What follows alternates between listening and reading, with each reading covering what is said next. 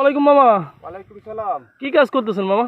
এই যে বৃষ্টি নামে গেছে, এখন মোটামুটি ক্ষেতের কাজ করা যাচ্ছে না, যার জন্য চিন্তা করলাম পেঁপে গাছটা একটু পরিচর্যা করি। এখানে যেটা আসলে মুখ্য বিষয়, যে আপনি খেয়াল করলে দেখবেন যে আমার পেঁপে গাছটায় উপরে একটা পেঁপে আসছে, উপরে পেঁপে আসছে, কিন্তু এই পেঁপের নিচ থেকে অনেকগুলা শাখা গজাইছে। যদি এই শাখাগুলা আমি এখন গাছে রেখে দেই, তাহলে কি হবে, যে উপরের গাছটা দেখেন নিচে আমার যে কি পরিমাণ মোটা হয়েছে এবং উপরে সরু হয়ে যাচ্ছে। কারণ হচ্ছে এই যে ডাল যে শাখা হয়েছে, এই শাখার পর থেকে দেখেন যে চিকন হওয়া শুরু করছে।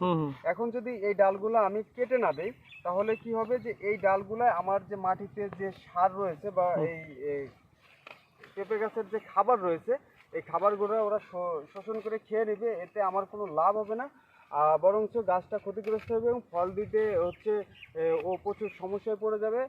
যার কারণে হচ্ছে আমি আজকে এই গাছটা এইরকম যতগুলা গাছ আছে সবগুলা গাছের এই যে অবাঞ্ছিত যে শাখাগুলো, এগুলো আজকে কেটে আমি দিব, যাতে হচ্ছে গাছটা সুস্থ সবল থাকতে পারে এবং ফল ঠিকঠাক মতো দিতে পারে।